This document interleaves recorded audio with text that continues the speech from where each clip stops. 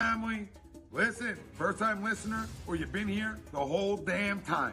Hit that like, hit that subscribe, giddy up, let's go, no notes. That's my baby. That's my baby. We're going at it at 110%. I just want 5 minutes of happiness, please. Just give me 5 minutes. And they scored. They did it. What the hell was that? Oh, yeah. What the f*** are you talking about?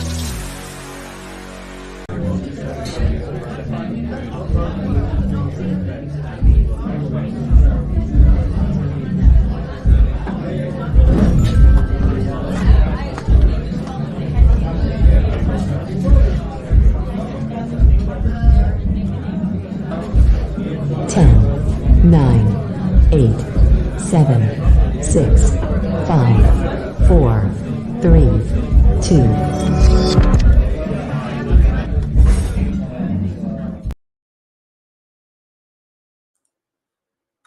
What's going on, folks? Good morning, or good evening, I should say. Welcome to Pro Fan Talk. Thank you for joining me. Happy Thursday to you. It has been an interesting day. Had a lot going on. The news cycle never continues. NFL is a gift that keeps on giving. I see Vince. Vince was number one out the limo. I appreciate you, bro. Rob, Nakobe Dean needs to step up. Yes, he does. We are going to get into that. You already know that has been the topic of most of the conversation this week. So a lot of stuff to talk about. The Eagles keep rolling. Red October is rolling. Them Phillies just fired a missile last night and rocked the Atlanta Braves with that game last night. 6 home runs in that game last night. That's what I'm talking about, man. I love it. We in the situation. This city is in a situation where the Eagles are 5-0 and undefeated, and you can walk across the street and get with it. Ewing 609. Hey, what's going on, man? Throw that third hey for that Fat Albert, man. So appreciate you joining me. But it's a lot of fun, man. It's lovely being in a situation where you are 5-0 undefeated, doing something that hasn't been done in Lord knows how long in the NFL. I know they were talking about that this week. And one of the things that I always try to say is you go week to week, right? There's no layups. There's no homecoming games. When you go to the Super Bowl, everybody gives you their best effort week after week after week. On top of all of the stuff we heard in the offseason about how tough our schedule was. Yes, it's tough. But everybody talks to us like we didn't get better. Everybody wants to look at us like we stood still and everybody else was doing all of these things. Did you not see the draft? Did you not see that boy drop 9 places so we could pick him up, named Jalen Carter, who's the front runner for Defensive Rookie of the Year? Did nobody see that? And everybody just want to kick it to the curb like, yeah, we got a harder schedule. Okay. Yeah, we do. And we got a better team. We got a better team. You see what happened when Hassan Reddick's, when that cast came off and that edge rusher can get his hands on somebody? You see what happens? I'm going to go old school with you. You see what happens? You see what happens when you mess with the Warriors? In the movie, it wasn't the Warriors, it was the Orphans. But you understand what I'm saying? All my old heads will get that reference. But yo, man, we're doing it. Red October is in the building. The Flyers are about to start. And you know what? It is my opinion right now. This is what I'm going to do. All that energy for the last 2-3 years, all of that energy I've been giving to the process, all of that energy and attention I've been giving to the Sixers, I'm shifting all of that energy going to the Flyers. So all of that is going to the Philadelphia Flyers this year. Don't get it twisted. I like which way they're going. I'm a fan of Keith Jones. I want to see him succeed. Keith Jones, much like the situation that I'm in, was a pro, was a fan, and he could talk that talk on the radio. And how many conversations did he have on WIP with Angelo and Glenn McNow and all of them talking about what he would do if he was in that situation? What should the ownership do? This is what I would do. It doesn't make sense that they did X, Y, and Z. Now he's in the situation, and he's somebody that, in my opinion, he's very thoughtful about what's going on in that organization. So he's got the best of both worlds. So I believe he's going to go do good things. So all of that attention that I was giving to the Sixers in the process the last couple of years, you know what? I'm going to keep them on the periphery. I'm gonna check in on them every now and then. I'm sure my grandson will keep me up to date on what's going on with the Sixers. But I'm focusing all of that attention on the Flyers. Sixers, y'all can holler at me when y'all make it to the playoffs. Y'all can holler at me when y'all make it to the playoffs, because that's the only thing that's going to matter. Ain't nobody going to pay attention until you get to that second round of the playoffs. And then we probably start having the same conversations we was having last year. So you know what? I'll see you when I see you. Flyers, y'all are up. Flyers have moved up to number 3 in this city, in my opinion. And if the Sixers don't act right this year, the Union might surpass the Sixers too. Don't get it twisted. This city loves championships. And we ain't about all that nonsense, all that bull junk.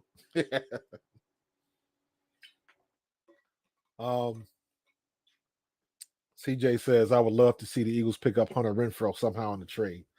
Rob Povia, what's going on, my guy? CJ, I don't know, man. We got, listen, it's only 22, it's 22 men on the field and only one ball. We having a hard enough time spreading it around with all of our receivers without somebody giving us the gas face on the sideline or something like that. You know what I mean? So what are you going to do with it? What's up, Thomas? Tom Arnone, captain of the mothership, A2D Radio in the building. But what will we do with Renfrow? Right? Devontae's going to blow up. A.J. Brown has been unstoppable the last 3 games. Dallas Goedert, they finally been giving him the ball. So how are you going to balance that out? Are you going to cut Quez? Quez has been on the hot seat this week. I wouldn't think you would want to cut him. If not for anything else, is because he still has skills and he knows the offense. He knows the lay of the land. So I'm not sure I want to bring somebody in here on offense that has to learn the offense and figure out what they have to do. So I don't know about Hunter Renfrow. I'm happy with the guys we got, even Quez Watkins. Even Quez, I'm happy with the situation we got. The whole situation with Quez can be eliminated right now if Sirianni starts Oz this week. Problem solved. I don't want to get rid of Quez Watkins. He's still a good receiver. But when you're in that business for results. Point, period, end of paragraph. And Quez has not been living up to billing. His results have not been up to par. So you put the other guy in there that's hustling and making the plays. And I can't even say making the plays because it's not like Oz has had all of these plays. He had that one touchdown, I believe, against Washington. But for the most part, he's been a good player. His speed is up where we needed to be, and he can do some things. You would love Pat Surtain in Philly. I would love him too. We'll see. I wouldn't mind defensive players coming in as opposed to offensive players. Defensive players, the leash is not as long. The margin for error is a little bit larger than it is on offense. The defense, you can make a mistake and your defensive line can cover for you. If the defensive line makes a mistake, the edge rushers can cover for you. If the edge rushers don't get home, the secondary can cover for you, and vice versa. So there's a lot bigger margin of error on defense than it is on offense. On offense, if one person goes the wrong way, the play gets blown up. If the running back is supposed to go inside and he looks outside and that blitz comes through and he doesn't pick it up, our quarterback is on his back. So the margin for error is very slim on offense because everything is timing, going to the right direction, getting to the right block, not hitting the hole fast. knowing who's pulling, all of that kind of stuff. You look at the situation, I'll get back to Quez. You look at the situation when he ran that bubble screen. I hate the bubble screen. We run it too much. Everybody knows it's coming. But you look at what he did on that bubble screen. I've been in that situation before. Devontae, and I believe it was AJ out there, they both had their men. And if you look at that play again, Devontae and AJ, both their backs were facing each other. And as a ball carrier, that's what you want. You go off your blockers' backs. So if you got two receivers and both their backs are facing each other, that means that's the alleyway. But what Quez saw was that safety coming down over the top. And that safety was coming right down that alley. So you know what Quez did? He made a business decision. Because if he would have gotten the first down, no doubt. It was right there. It was blocked perfectly. He would have gotten the first down, but that safety was about to light him up. He made a business decision. You can see it. He knows it. I've been in that situation where they stop trying to bounce it outside. Remember what we used to say about Miles Sanders a lot? He bounces too much. That's the same situation, especially if you're in a situation where you don't run that play a lot. It's one thing to see it. It's a whole different ball game when you actually have to run it. And you see that guy coming down the pipe and you like, okay, I don't want no parts of that smoke. Because that's what it comes down to. That safety was about to light his ass up. And from taking from somebody who's been lit up before, not fun, especially if not used to that. And receivers ain't used to taking that type of punishment. Not even close. Receivers not gonna lower no shoulder. So I'm saying, like, get that tight end, use that tight end we got from Denver. Put him in there and let him run that play. Then the DB or the safety, they got to make the business decisions. Because DBs, they don't want to tackle nobody that big. So let them make that business decision. But I know exactly what happened with Quez. I know exactly what he saw, and I know exactly why he did what he did. And I understand it. He was still 100% wrong, though. But I understand. As a running back, you lower your shoulder. You run some people over. I used to, when it was still legal back in the day, if I had two defenders coming at me, I would look for the one on my right. And I would put my face mask right in his sternum. All I had to do was get underneath that neck and that head would snap back. Where the head goes, the body will follow. But I'm a running back. So every time I touch the ball, I'm going to get pounded. Receivers ain't about that life. At least not receivers the size of Quez Watkins anyways. We need some more screens in general.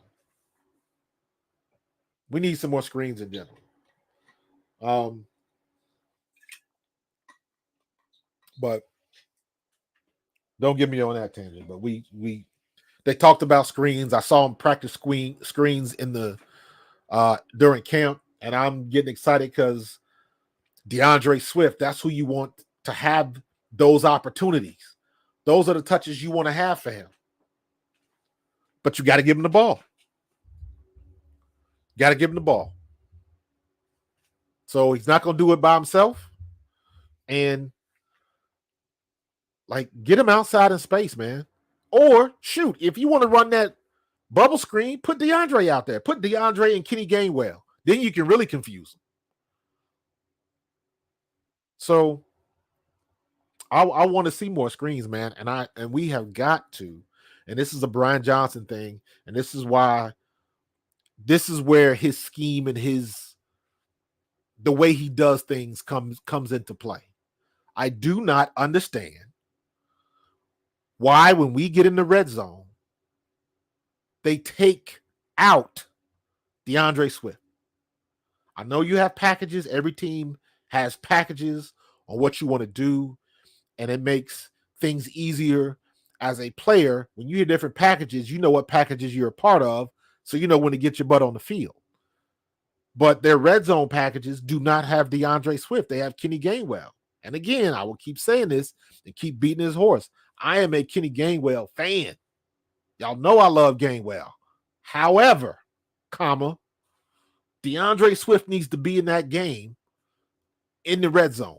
Period.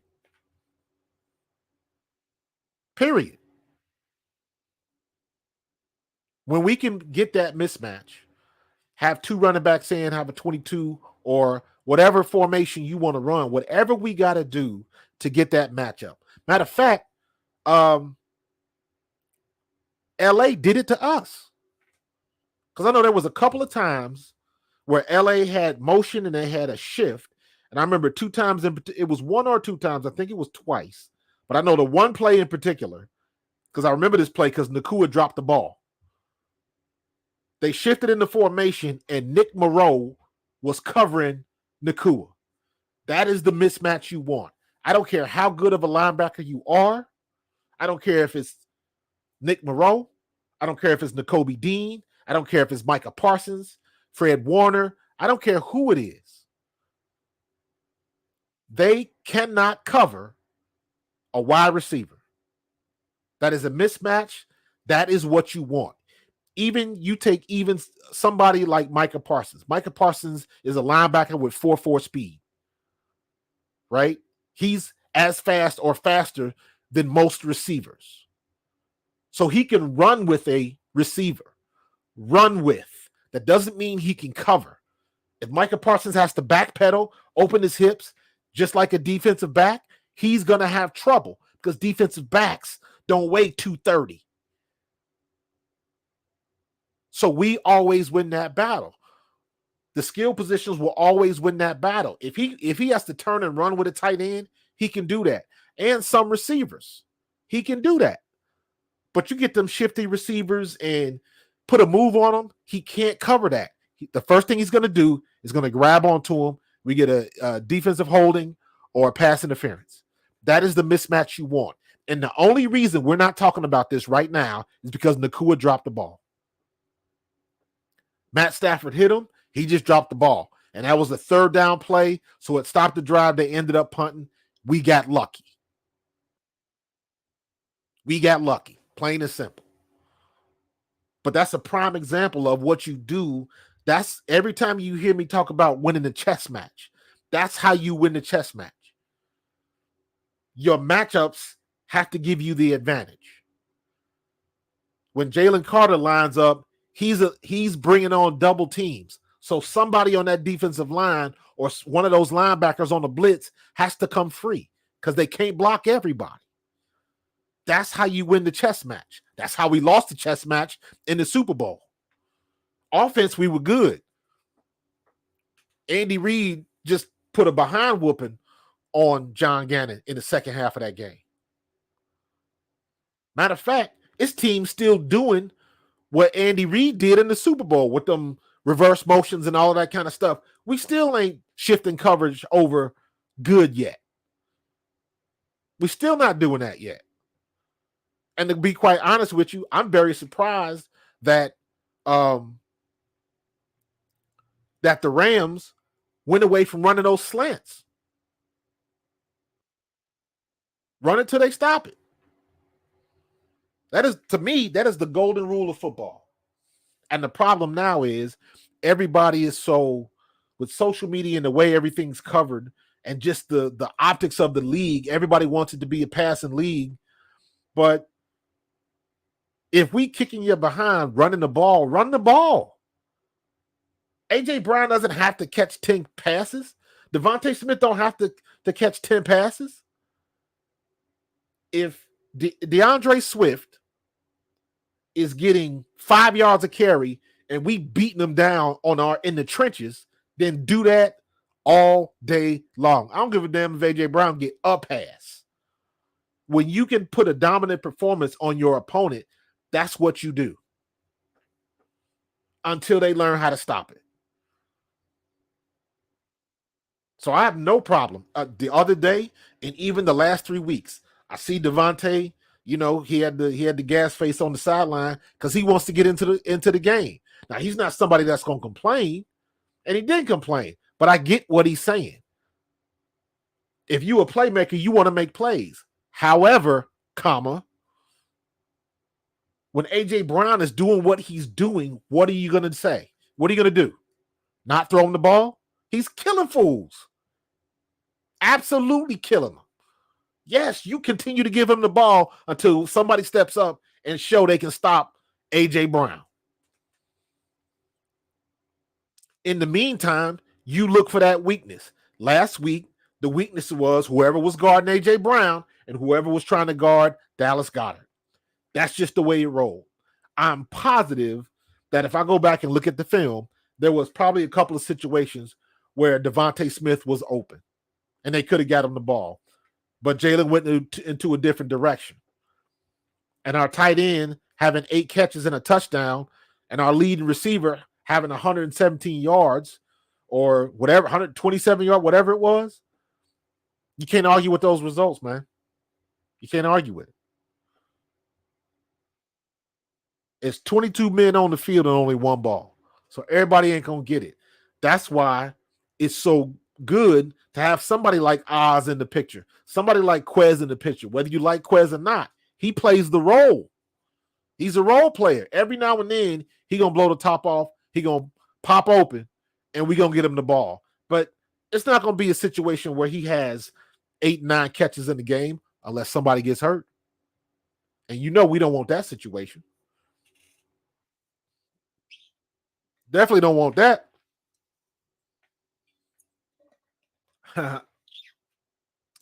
Winning is the only stat that matters. Indeed. But I tell you what, they'll bitch and moan about everything, won't they?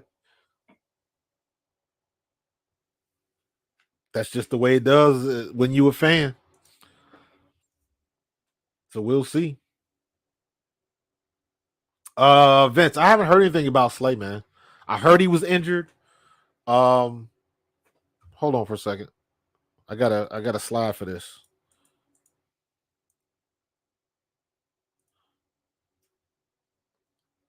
There's an injury report. This was today's. So Jalen Carter did not practice. Justin Evans didn't practice. Slade did not practice. Sidney Brown limited. Nakobe Dean limited. Jack Stoll limited. Tui Pilato limited. Fletcher Cox and Rashad Penny full practice. I don't know what the deal was with Rashad Penny. Did he have like COVID or something? Because it just said illness. So, and I know the flu or whatever was going around because Jalen had it that one game.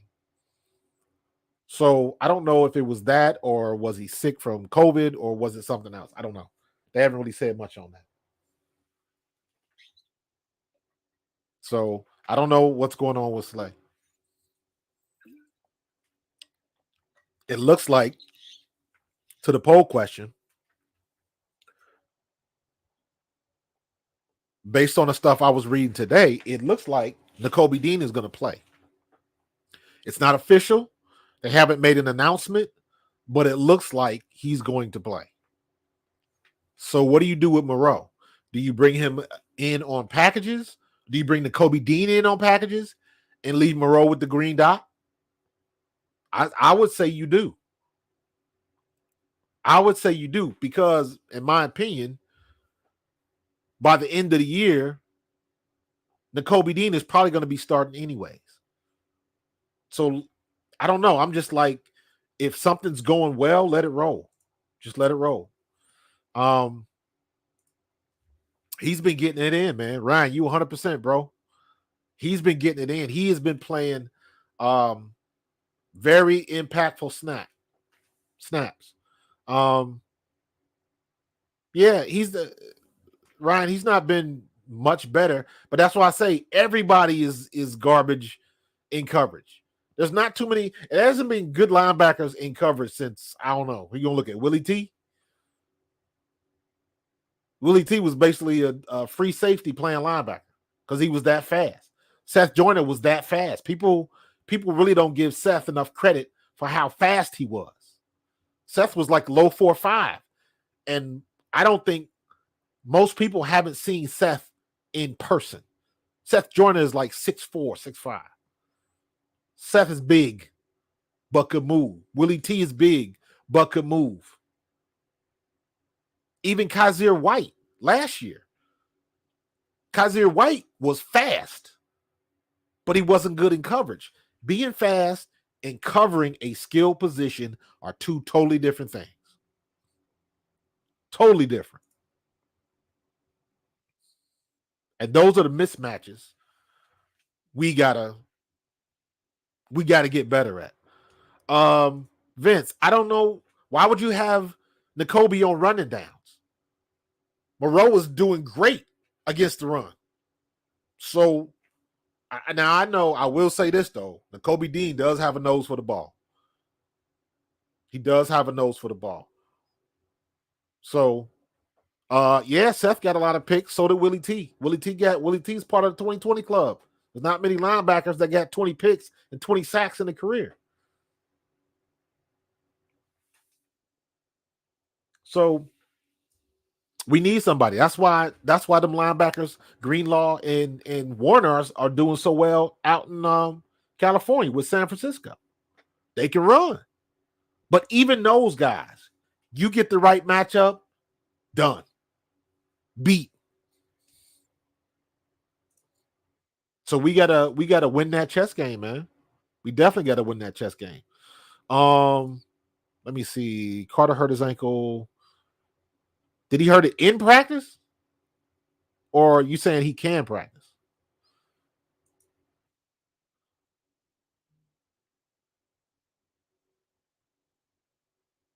I appreciate you, Pete. Yeah, I'm hitting him. Man. It's a lot of stuff going on, man, and we are in a very, very good situation, bro. Because even that game against the Rams showed me something. Number one, Sean Desai made the adjustments at halftime, and it paid dividends. So whatever he did, we essentially shut them down in the second half. I'm going back. I'm looking at NFL on my other monitor right here, NFL.com. Scores. And this will be week 5.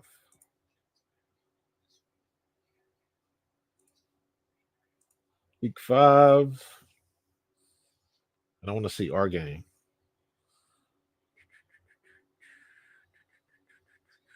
There we go. Hate when this thing pops up. Ooh, stats. So we should well, we'll look at it later.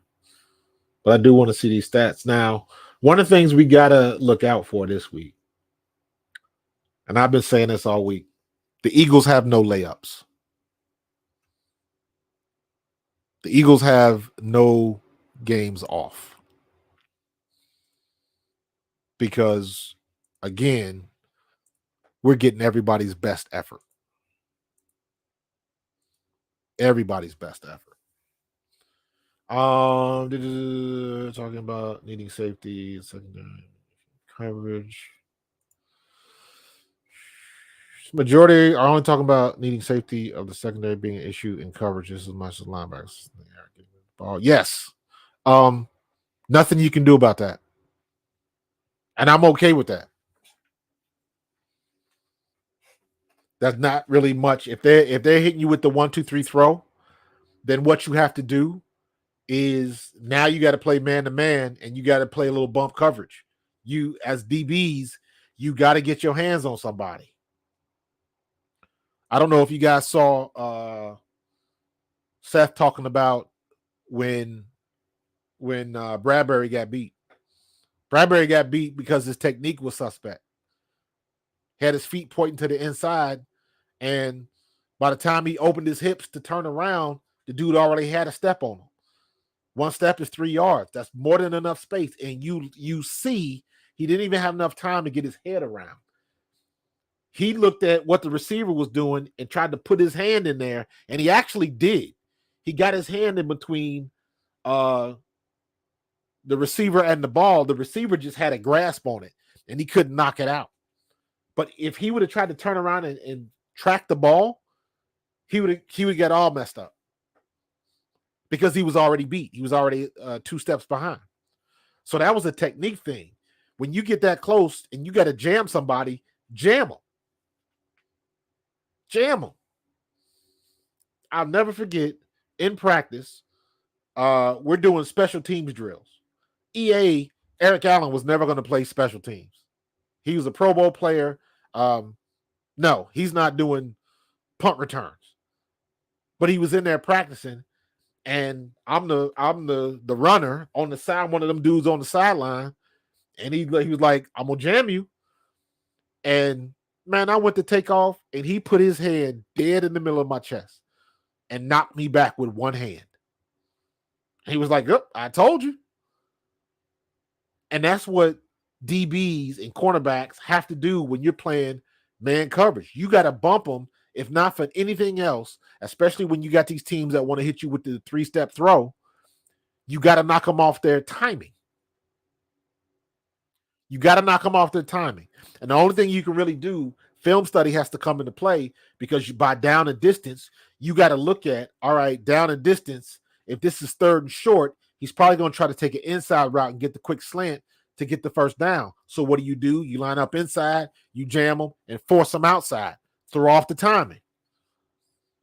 If it's 3rd and 5, between 5 and 10, you know he's trying to take an outside release, because maybe he's going to do a deep cross or a deep in or something like that, or a deep out. But it all depends. The film study will tell you what his tendencies are, and you got to adjust to that. But the most important thing, especially when you get these guys that are 1, 2, 3 throw, is you got to knock his timing off, because the minute that quarterback hitches and turn down the throw, that's an extra half a second that our defensive line has to get home. And if they don't get home, you want to at least get in the face so you can eliminate those throwing lanes, because that's the big thing. When you got Jordan Davis and you got Jalen Carter coming at you in your face, you got to move your throwing lanes. You got to move, physically move. Or you got somebody like Josh Sweat with long arms, and you got Hassan Reddick coming around the corner trying to get a piece of you. You don't have much time, and any extra time you can give your defensive line is a bonus.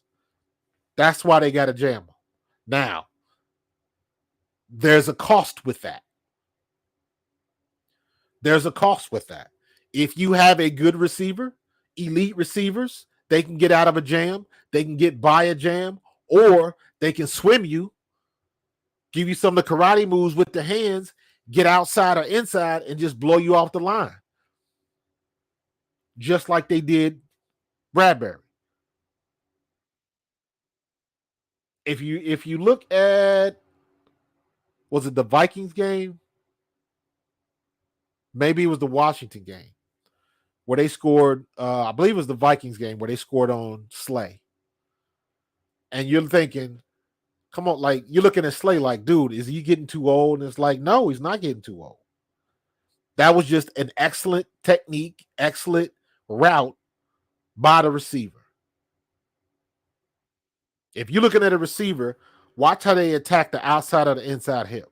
If I attack your outside hip and you think I'm going for a streak, and you open your hip to run with me, and then I break it down and come back to the ball, that's how you win. The minute a defensive back opens his hips, you got him. That's when you change direction. Because when you open your hips as a defensive back, you're committed. That's how you win routes. That's why AJ is so good. That's why Dallas is so good. That's why Devontae is so good. I look at Devontae Smith and D-Jax. I put them in the same class. D-Jax was faster, but it's the same thing. When you got somebody that you know that can go up or get by you, you got to commit quicker because he's that fast.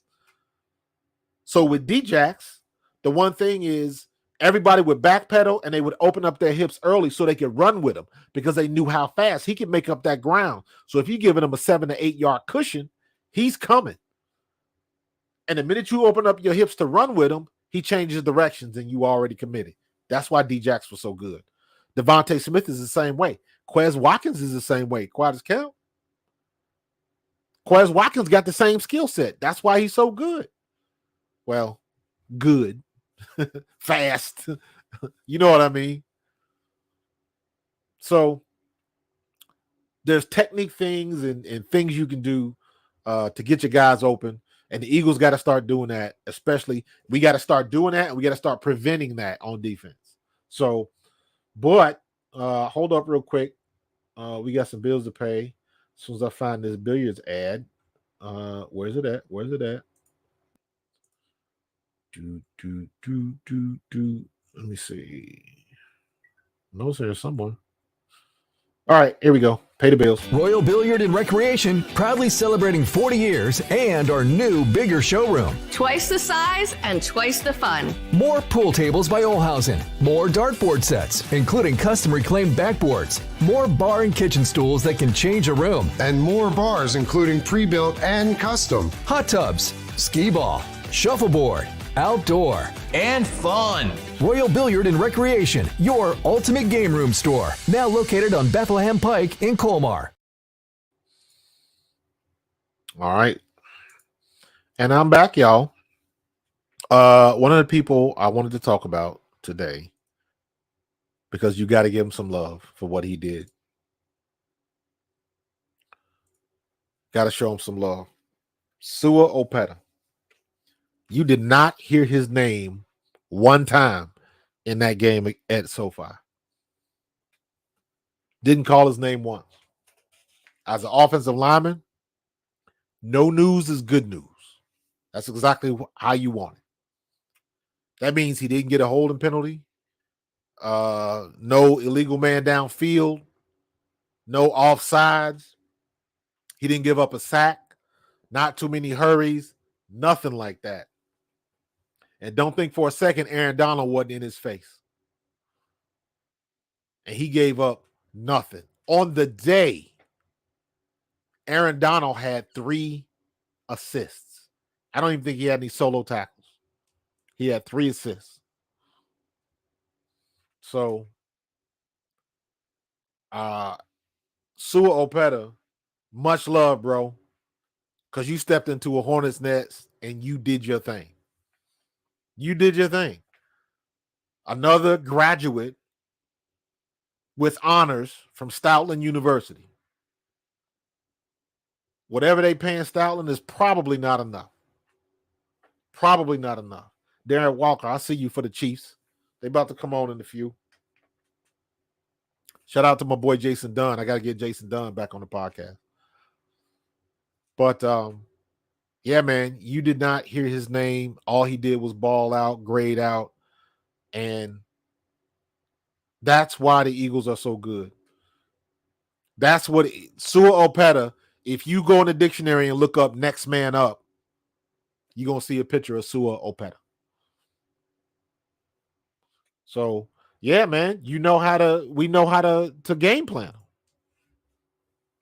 That's Professor Stoutland right there. That's a game plan. Now, mind you, they still ain't figured out how to do that with Jalen Carter yet.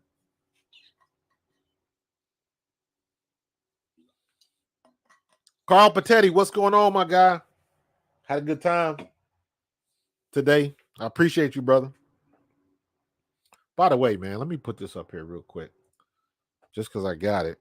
And where are we at? I was at the NFL. This was, hold on for a sec. I want this big. There we go.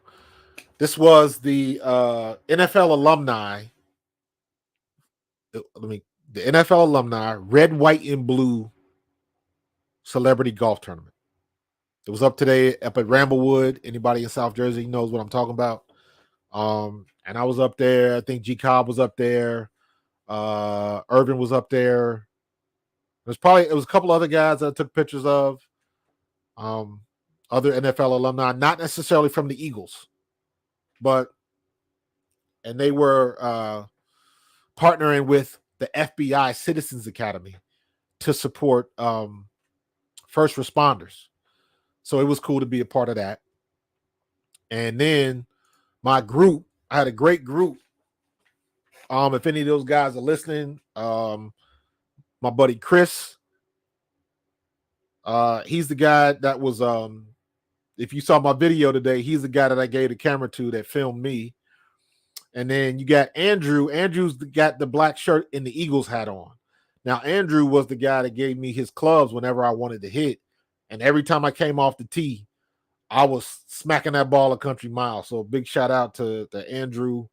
Darren, he's got the Callaway hat on in the back, also with the black shirt with the white Callaway hat.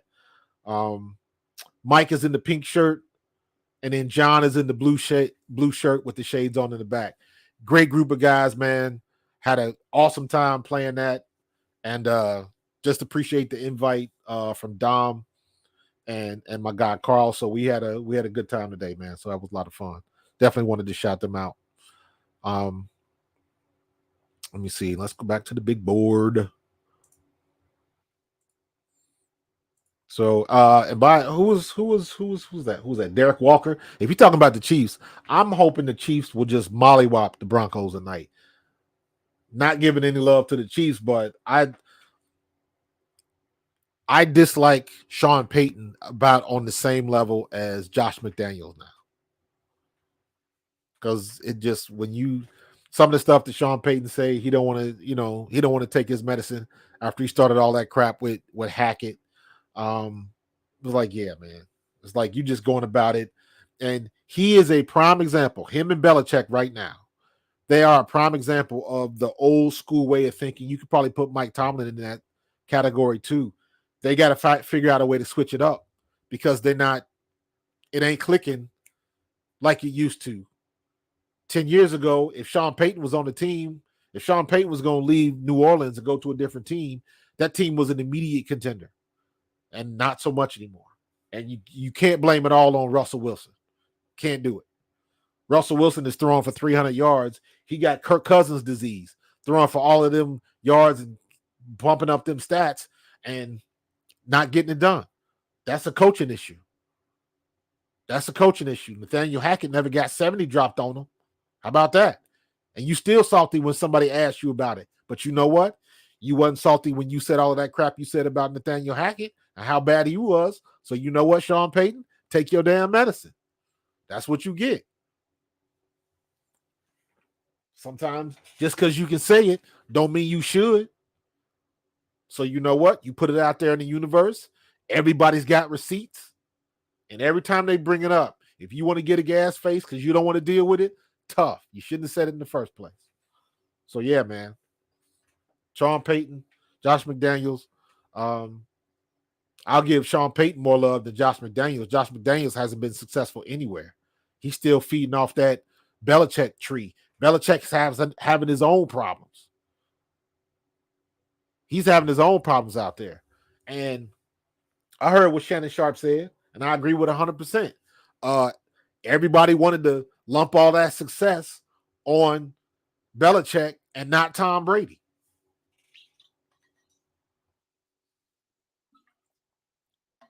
Why did they do that?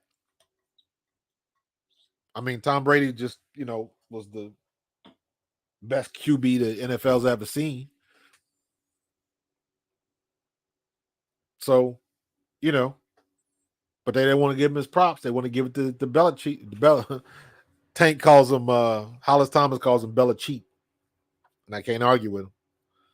But, yeah, man, all them dudes overrated and overhyped. So,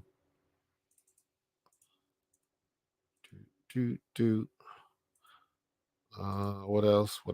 Oh, yes. Let me give this man his props too.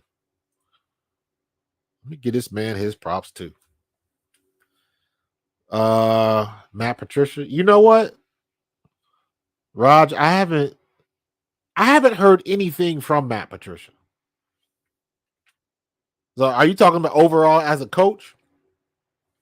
He had his chance, and it didn't translate.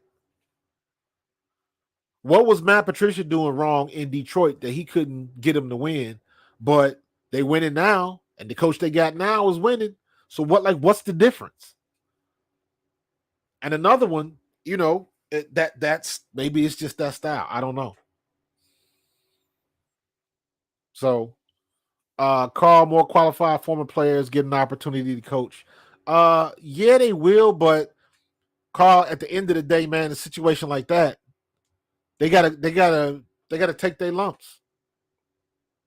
They gotta take their lumps. Now you got somebody like Tomlin, you got somebody like the Eric Bieniemy, and then you got the guy in Detroit. But they had to take their lumps. They're gonna get their opportunities. You got former Eagle down in D'Amico Ryans down in Houston. But he had to take his lumps. He finally got his opportunity to be the DC in San Francisco, and look what they did. So there are some people getting those opportunities. Yes, we're gonna say we wish there were more, but it is what it is. I mean, look at all of the flack that McDaniels got in Miami when they hired him, because he wasn't a stereotypical. That's not who you wanted to choose, because he was quirky and he was kind of an odd fish, that sort of thing. So at the end of the day, people still had a preference when it comes to stuff like that. But,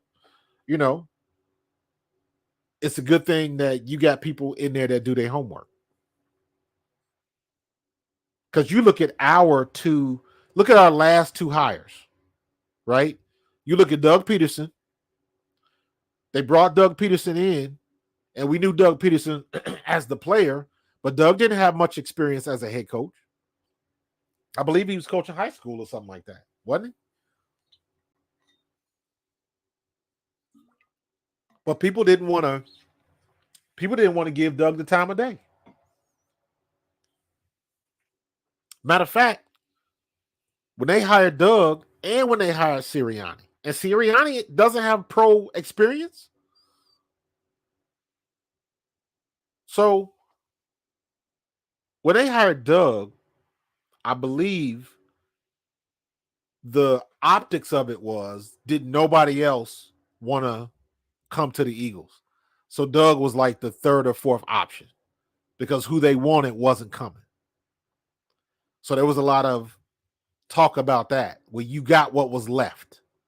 The same thing happened with Nick Sirianni, because the way Doug left and how that was out of the blue, it seemed like.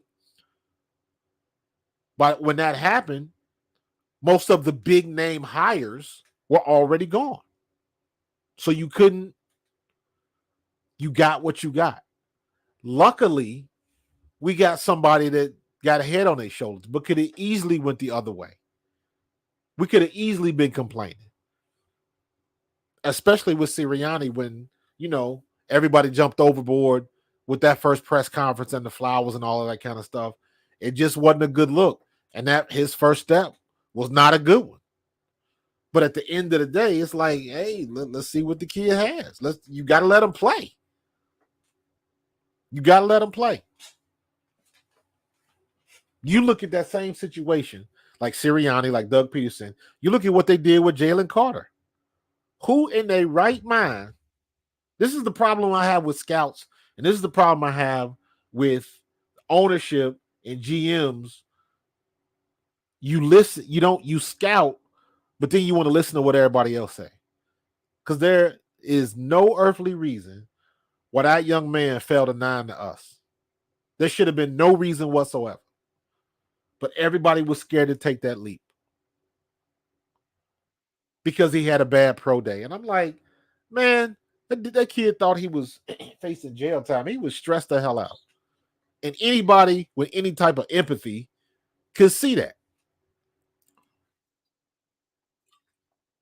And then all of a sudden, you had all these people talking about, you heard he had issues on campus.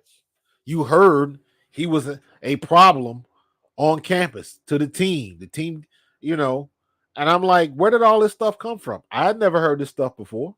The people in Georgia never said anything about it, because the one good thing now is if you an asshole, they're going to call you out on it. And it's going to come through on social media, all of that kind of stuff. You got to deal with all of that kind of stuff. So it was all of this stuff after the accident. After the accident, the optics of the accident weren't very good. However, if you were to just go on everything you saw in the news and something like that, I don't think most people even realized that Jalen Carter wasn't even in the car. He was in the other car. And the people that was driving the other car was drunk. Jalen Carter was driving fast, but he wasn't drunk. So, and I'm saying all that to say, everybody wants to look at what was coming on ESPN and the highlights about it and him laying down at the pro day. And I'm like, you got all this stuff going on, and this dude was stressed the hell out, man.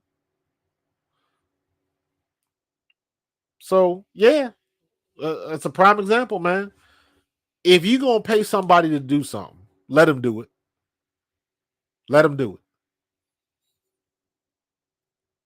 If you're going to pay somebody to paint your house, don't try to go outside and tell them how to paint the house. If you're going to pay somebody to build the deck, let them build the deck. Tell them what you want. Let them go. But these owners, man, and again, this is the new era of the NFL. The owners and all the owners want to be like Jerry Jones and be involved. And like Jerry Jones is a clown show now. Don't nobody want to talk to no AI Jerry Jones. Are you kidding me? The height of I don't know, conceit. You got an AI, artificial intelligence, Jerry Jones, and they have a room where fans can go in and ask the Jerry Jones questions. And I'm like, is this the height of conceit right now? You put your foot in your mouth every chance you get. And to the point where now people are laughing at you because you can't operate on a sound level right now. Yeah, Raj, I'm with you, bro. Jalen Carter is the real deal. And everybody who told their organization to skip him need to be fired. Ask that exec in Tennessee when he traded A.J. Brown. How did that work for him? He got promoted to fan.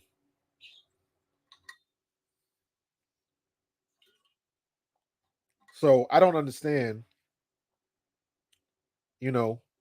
what I guess people get a power trip and they think they know too much. That's the one thing that I am so happy. I'm gonna get the Covey eventually. That's the one thing that I'm happy that I learned with my time at Eastern Kentucky, being under a coach like Roy Kidd,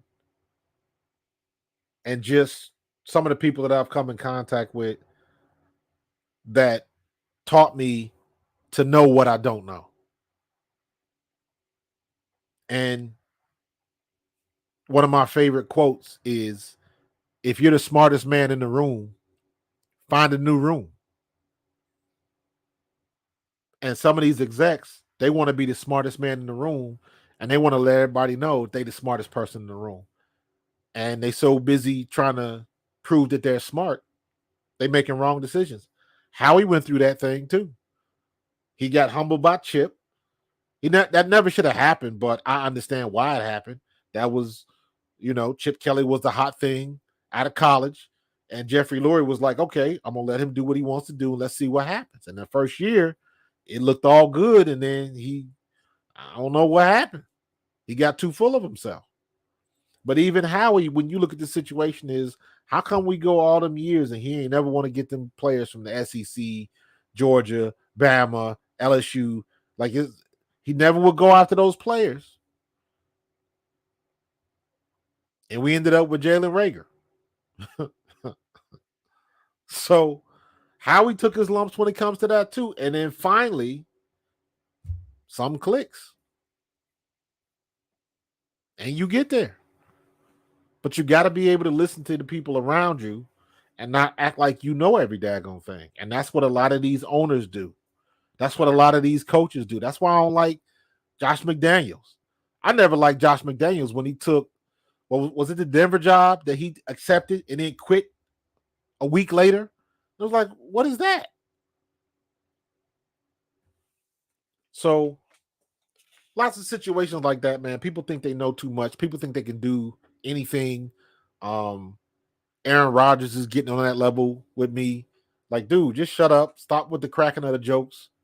And I can't help but think that that's a little bit of karma with A-Rod. Because just imagine with the Jets defense this year, just imagine if he would have stayed healthy. The Jets would have been a problem. That would have been a problem. So, and by the way, I meant to put this slide up, man. Did y'all see that play when Jalen Hurts broke the tackles and his ankle bent? Did y'all see that play? Go to my channel, go to Pro Fan Talk, my YouTube channel, and I made a YouTube short about that play. Look at how his ankle bends. As somebody that's a running back that had to get my ankles taped every game, I still don't have hair on my ankles because I used to tape them so much. When your ankles bend like that, man, for his ankle not to snap or him to have bad ligament damage, dude, by the grace of God, man, now we got a good quarterback and we got somebody with angels on their shoulders, because when you look at that play and you look at how his ankle actually bent, because that's the play. It looked like he did something to his knee, but it was his ankle. Oh, my goodness. That was crazy. Yes, it could have been devastating. And here's the funny part, because everybody's talking about the turf versus grass, that debate. The first thing I said was, it's a good thing he was on grass, or that could have been catastrophic. And then I find out SoFi's got turf. So I'm like, no. So, like, I didn't know what to think. So, and I'm very curious as to, like, did it swell up on him? You know, he's very good at not letting on that he's hurt. But I know his ankle had to hurt at least a little bit. You can't, Go look at that video, man. Go look at that video and look at the way his ankle bent. Man, only by the grace of God, bro.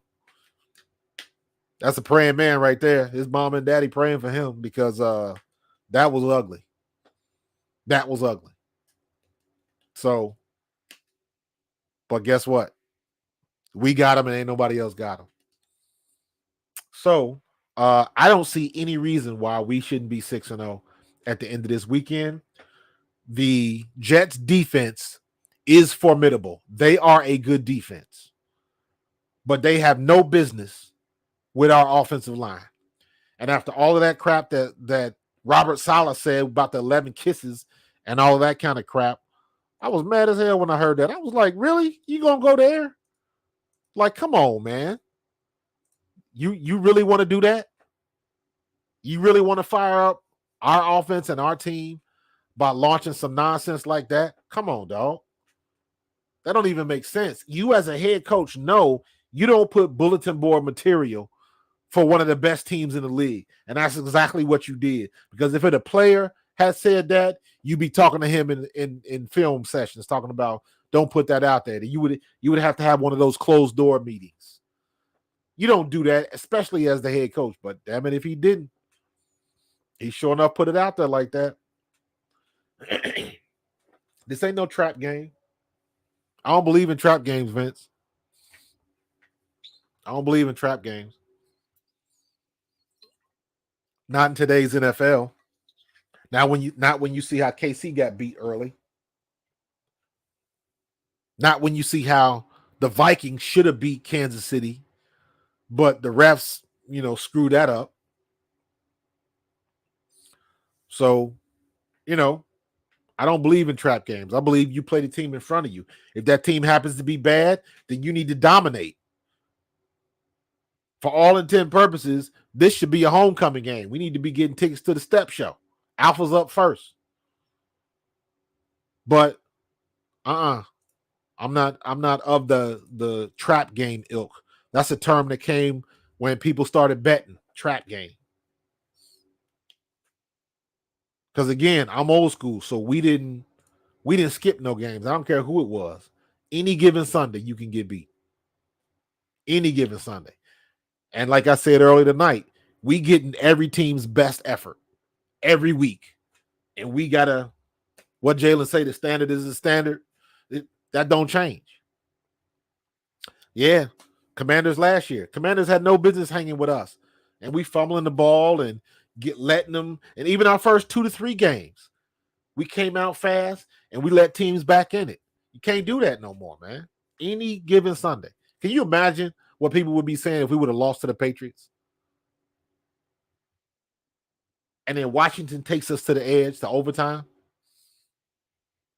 Washington's not a good team, but they took us there. Patriots are not a good team, but they took us there.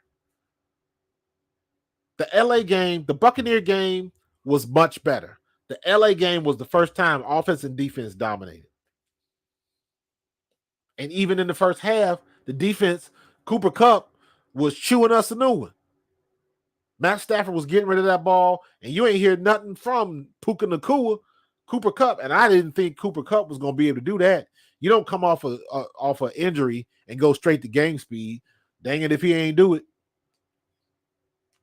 And it took us a whole half to figure out how to shut him down. So, any given Sunday, man, I don't believe in them trap games. Rod says, you're on target tonight. Are you alpha? Absolutely, bro. A5 till I die, man. 1906. You better believe it. Spring 89, number 4. Rock Hard Road 8 at Eastern Kentucky University. A5, 06. Better recognize. And if you frat, tell other frat to watch this podcast. You know how we do. But yeah, man. So what? Let them discuss it. You know they're gonna find a way to ban it next year. And guess what? If they ban it, guess what? We'll still run the only thing they're gonna ban is you can't push him.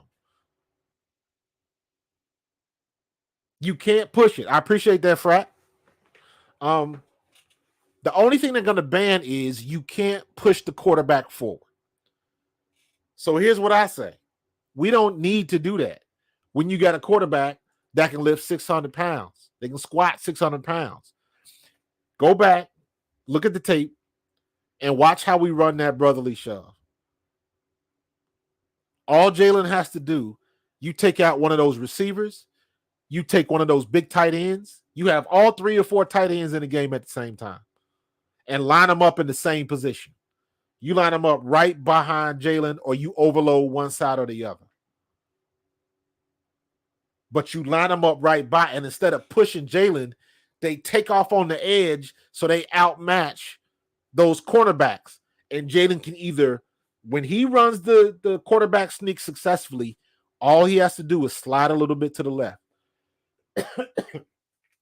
When he slides to the left, there's usually a gap because that's where the DB is. When you go straight ahead, that's when you got to push him. When he just pause for a half a step and veer to the left, like go over your guard tackle. Don't go over the center guard. Go over the guard tackle. And you put your tight end right there and blow that defensive back up. That's a yard to 2 yards right there. On top of he squats 600 pounds. And they don't have enough time you can't blow that up. And then on top of that, all you got to do, if you got some people that's doing it, the only thing you got to do is mess with the count. That's it. You go on 2, and they tried this one time, and it ended up getting messed up. They tried to run that reverse, or it was a sweep or a handout jet sweep or something out of that formation. That they'll eventually come back to that again. They'll definitely come back to that. So we'll see what's going to happen. But you know what? They bitching and moaning about it. Obviously, they're going to ban it next year. They'll find some weak excuse and they'll ban it next year. But we'll cross that bridge when we get to it. We'll cross it when we get to it. So it is what it is. But all right, man, I'm about to get up out of here. I don't think they can do something this season. I think they got to wait. I can't remember how many. I don't remember them changing rules in the middle of the season. I don't think they can do that. Not in the middle of the season. But hey, the NFL can do really what they want to do. So I don't know. But we'll see what they're gonna do. But I'm about to go watch this drubbing of the Chiefs and the Broncos, and I want to enjoy it. And yeah, man, you guys have a good night, good week. We'll be reconvening on Sunday. I will be live streaming at halftime. I do a live stream to give my thoughts. I used to do it on FaceTime, not on FaceTime, but on Facebook. But I like doing the live streams on YouTube. So I'll be live streaming at halftime of the game. And then I'll have my thoughts after the game. You can find that stuff on my YouTube channel, ProFan Talk. And as usual, you can find me here on the mothership every Thursday, 7 p.m. A2D Raj. Tell Frat to be here. I'm trying to get all the Frat. I want an alpha takeover in the chat room, bro. That's what I want. I want an alpha takeover in the chat. So I will see you guys next week. Follow me on all my channels, all that kind of stuff, and we're going to keep it going. And the next time I talk to you, I want to be 6-0. All right? 6-0, clean game, no injuries. All right? Let's watch these Phillies. I'm going to have 2 TVs going, and I'm going to get it done. Phillies, let's finish this tonight, please. No more chops, please, and thank you. All right. I'll holler at y'all. Raj, to you. And don't miss a thing. And I will see you guys next week. Peace.